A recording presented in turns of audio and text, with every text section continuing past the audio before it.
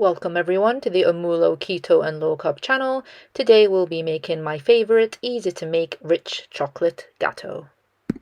So straight into the ingredients, we will need 2 cups of almond flour with a dash of salt straight into a bowl. As usual, I use standard measuring cups, which are widely available.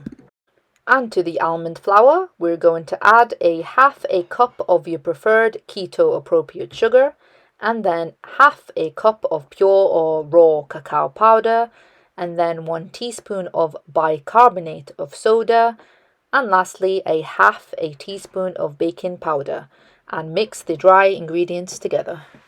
In the meantime, I have preheated the oven at 160 degrees Celsius, and now we're going to keep the dry ingredients on the side. In a separate bowl, here I have half a cup of mashed avocado. I used a medium-sized avocado and place into the bowl. And then we're going to add 2 large eggs with a dash of vanilla, and then half a cup of full fat yogurt.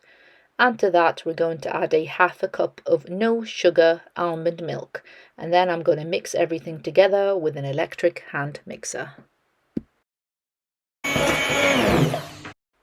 I also have ready a medium-sized cake tin, which I've greased with butter and lined with parchment paper. If you want your gateau higher, you can use a smaller sized cake tin, but that's completely up to you.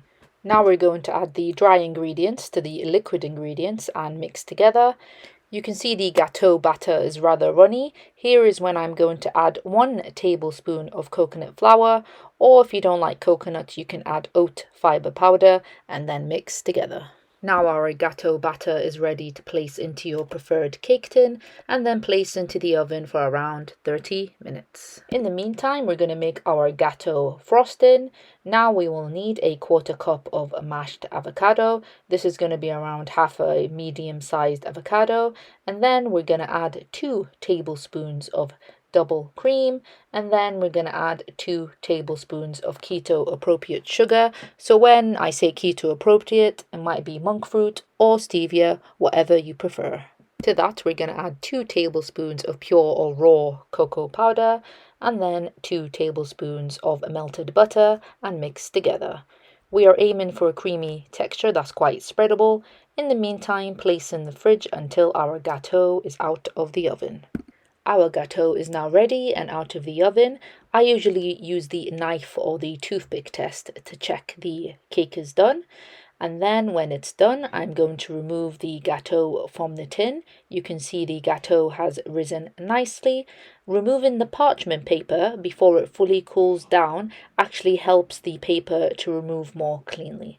I'm now going to allow the cake to fully cool down. When our gateau has fully cooled down, you can cut the gateau in half to add any filling you would like. However, today I'm just going to smooth the frosting onto the gateau. After smoothing on the frosting, to decorate today I'm just going to add some sliced almonds, but of course you can add whatever you prefer. Our gateau is now ready to serve. It's easy to cut, it keeps its shape, it's nice and spongy, it tastes absolutely delicious. I like to have mine with a cup of coffee. This is truly one of my favorite recipes. Please try it out. Any questions, please leave them below and I'll be happy to help. And until next time.